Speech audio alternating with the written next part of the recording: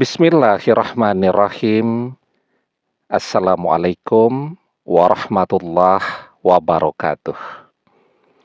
Bapak-bapak, ibu-ibu, mas-mas, mbak-mbak, khususnya adik-adikku sekalian yang dirahmati Allah dimanapun Anda berada. Kembali di IIP Channel bersama saya, IIP Wijayanto.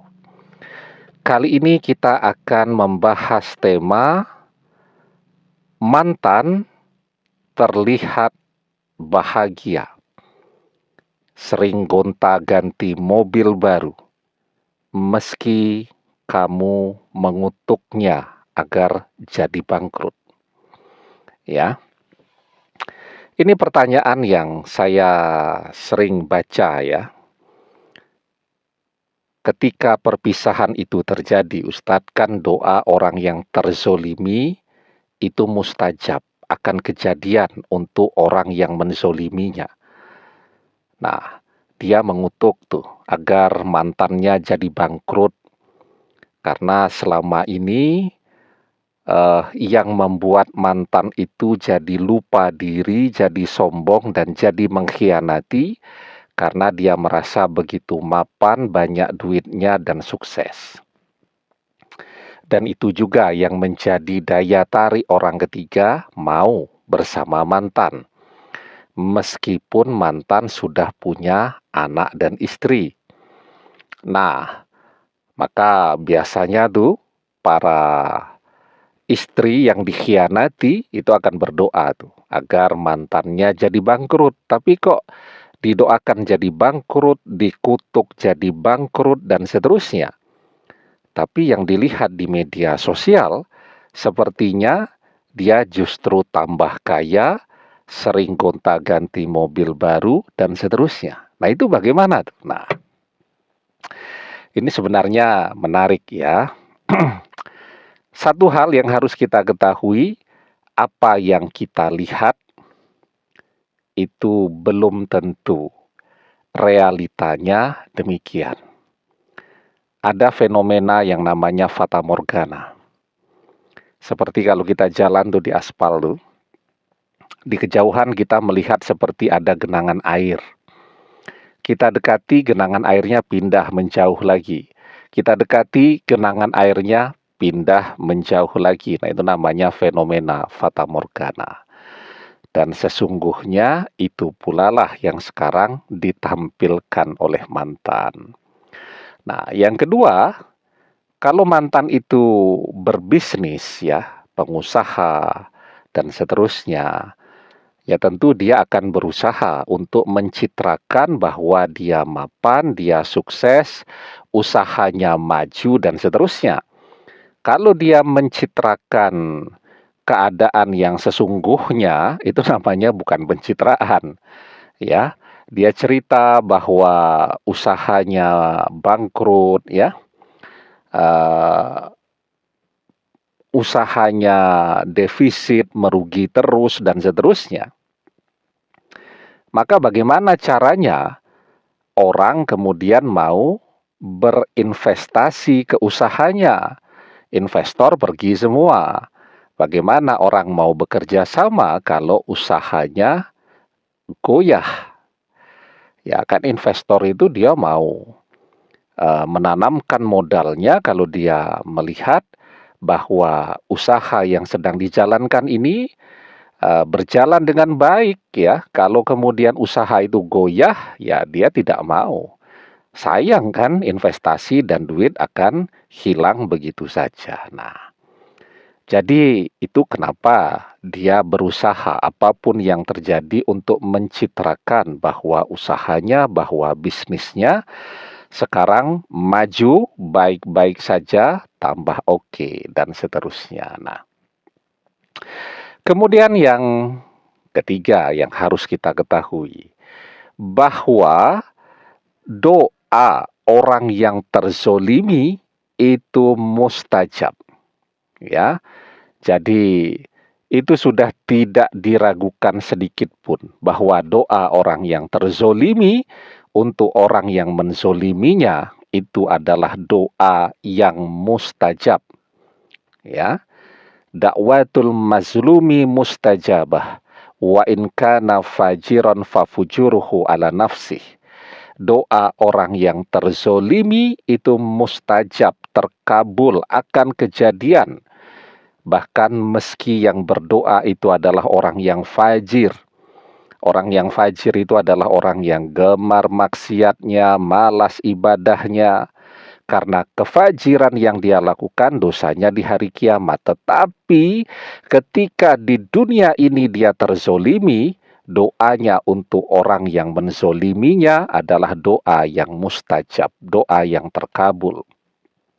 Ya, nah sehingga sesungguhnya doa itu terkabul. Tetapi kan apa yang mantan tampilkan di Instagramnya atau di media sosialnya, ya tentu sebaliknya dengan apa yang betul-betul terjadi dalam kehidupannya.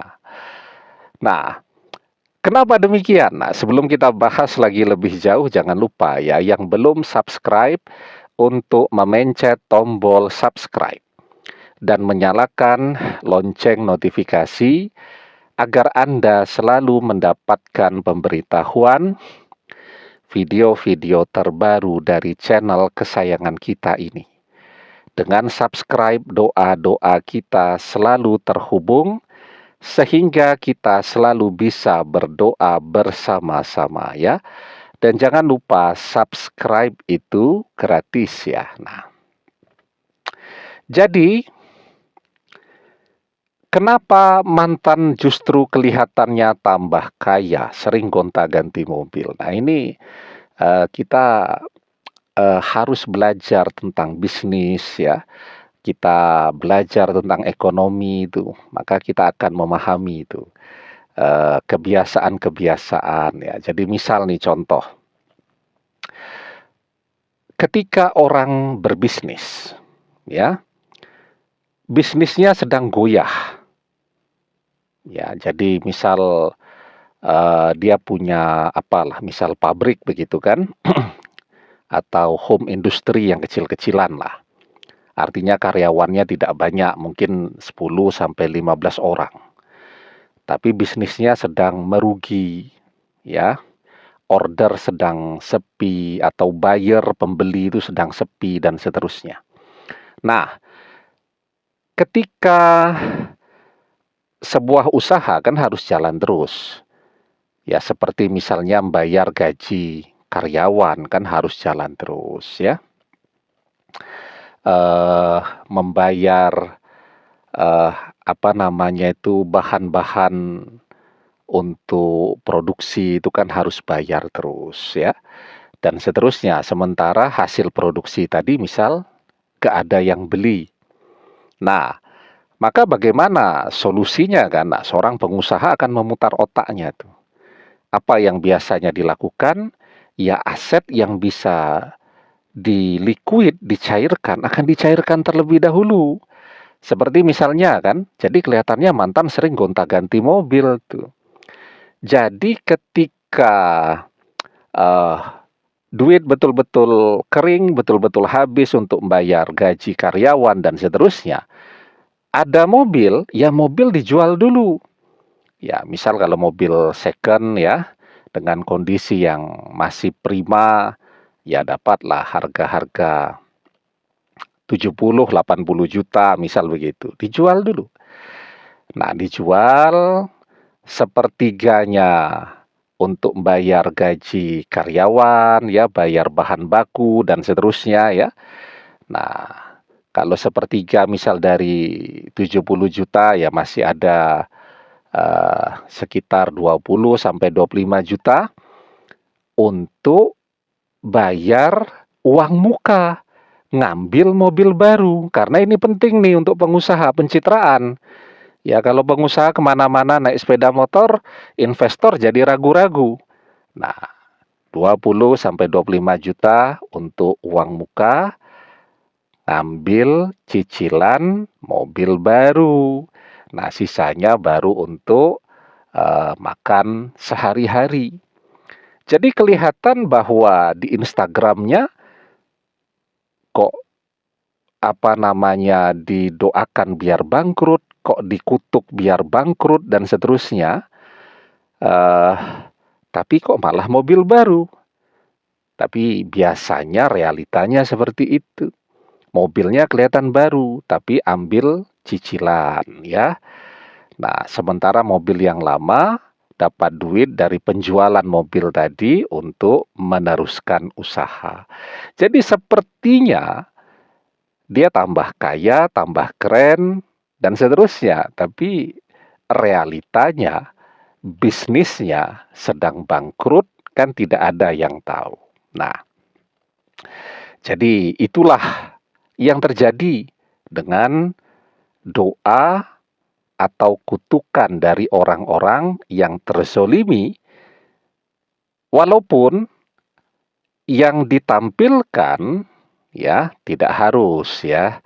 Kita berharap mantan kemudian meratap-ratap di media sosialnya ya, cerita kalau dia bangkrut dan seterusnya. Nah, sepertinya kalau yang seperti itu sulit terjadi. Dia tetap berusaha untuk survive ya, walaupun keadaan keuangannya sedang kacau balau. Nah, jadi itu ya.